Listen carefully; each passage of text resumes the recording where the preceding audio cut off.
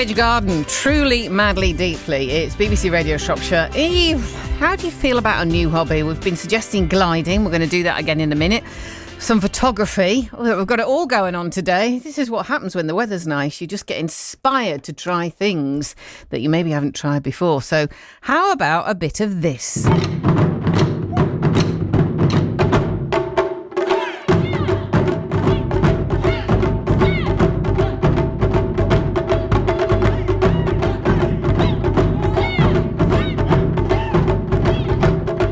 A lot of noise going on there. That is Japanese taiko drumming, and my next guest may be able to help you out. His name is James Barrow. Hello. Morning. Good morning. Nice to be here. You used to live in Japan, didn't you? That's right. I spent 4.5 years in Hiroshima City in the late 80s teaching English. Right. And as a hobby, I joined the local taiko drumming group in the city. Yeah. And I got bitten by the bug, and I was going to my teacher's house 2 or 3 times a week for the best part of 4 years. And during that period, he gave me some tests to check that I picked up the rhythms and also the bamboo flute melodies that go along with the traditional rhythms from the city. And he gave me some certificates to give me permission to teach those traditional rhythms when I came back to the UK. So I came back in the early 90s, set up the first traditional Japanese taiko drumming group in the UK at a private Japanese college in Reading. In fact, it was affiliated to Reading University.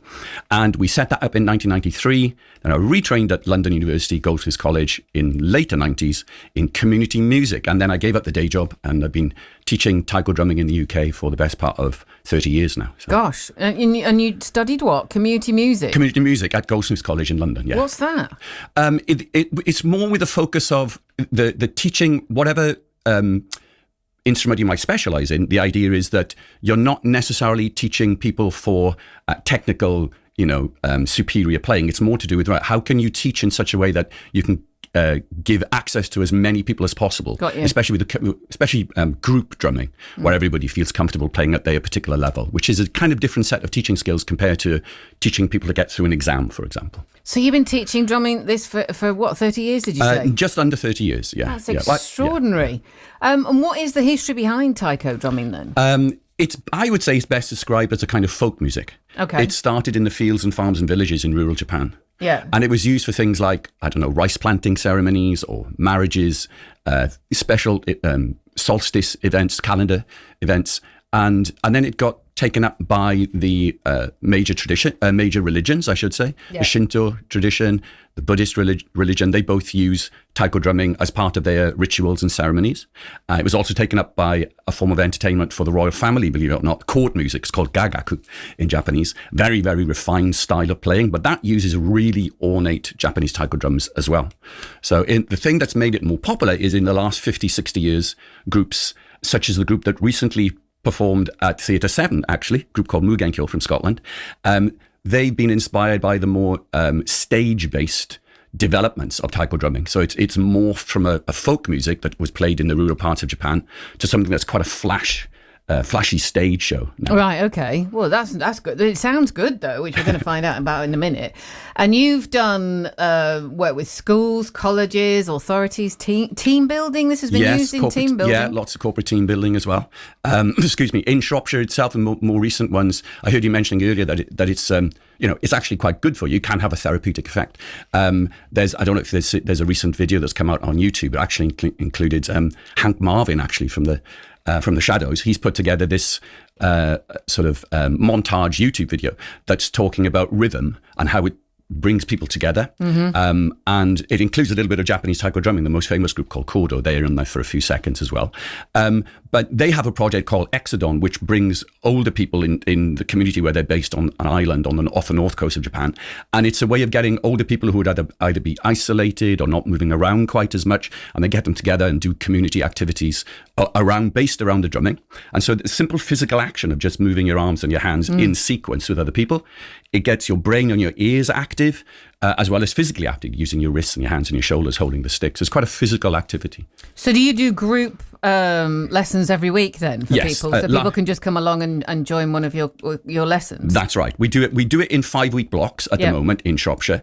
Last night we started a 4-week block actually this time in Thomas Adams School. So we're very grateful to Thomas Adams School for hosting us there. We've had a long-standing connection with Thomas Adams School in the music department, and there's a community group of drummers in Wem, and they actually play, aside from my teaching, they actually play at events like the Wem Carnival. They do the drumming on the floats.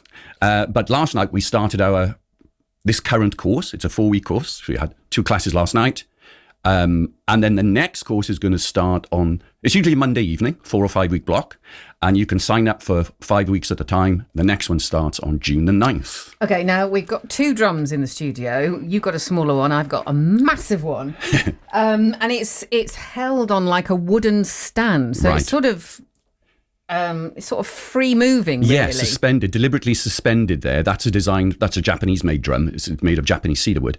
And that sort of tripod stand that it's hanging on, it allows when you hit it, it allows the sound to resonate more than if it was locked into a stand on the floor. Okay, let's have a shufty at this then. Oh, and is it easy to learn to play? I mean, does it matter if you have a skill or not, or can you just hit it?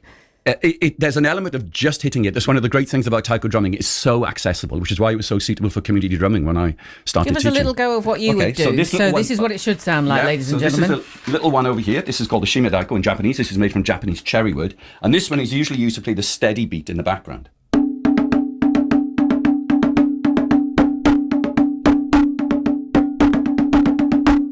What do you get out of this? I'm in my happy zone when I'm playing this. Yeah, I get into a flow zone. This is what I'm here. So it's good for you. Yeah, music is just something to you, though, doesn't it? It really does. Right. Yeah, okay. Let's have a little go here. Oh, there's a definite deepness to this one, isn't there? Yeah.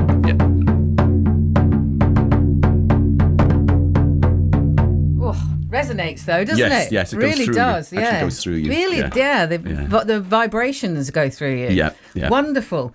And so it brings all sorts of different benefits then. It brings you together with people, you're learning a new craft, and music again. Absolutely. I think you could whack that quite hard and get rid of some stress. Yeah. Very good for stress release. At the moment, one local event that's going to be happening hopefully quite soon. I'm in negotiations with Parkinson's UK, the Shropshire, the Shrewsbury branch. We're trying to find a date where I go and meet with them down at the hub at the Shrewsbury Town Football Club, where they meet regularly. And they wanted to give the people who are dealing with Parkinson's a go on this because apparently it has a therapeutic effect. So that's going to be one of the next local events I'm going to be doing, as well as working at the Hive Art Centre in the middle of Shrewsbury. I work there on a semi-regular basis. We're trying to arrange some dates in August as well for younger people to have a go. So it's quite a lot going on. Do you do performances as well? Yes, we're lucky to have the Midlands Taiko Centre, which is based at Adams Grammar School in Newport. Yep. And just recently, we had 2 guest teachers, one from London, one of my ex-students, Japanese guy, Keisuke, and also Teresa Brooks, who used to play with Mugenkyo, the group that recently performed at Seven Theatre.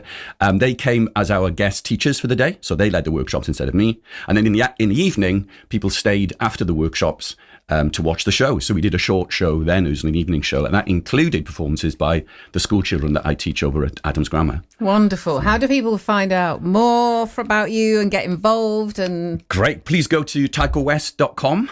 TAIKOWEST.com. And just go to the contact page, send us an email. That would be great. And it's spelled TAIKO. So TAIKOWEST.com.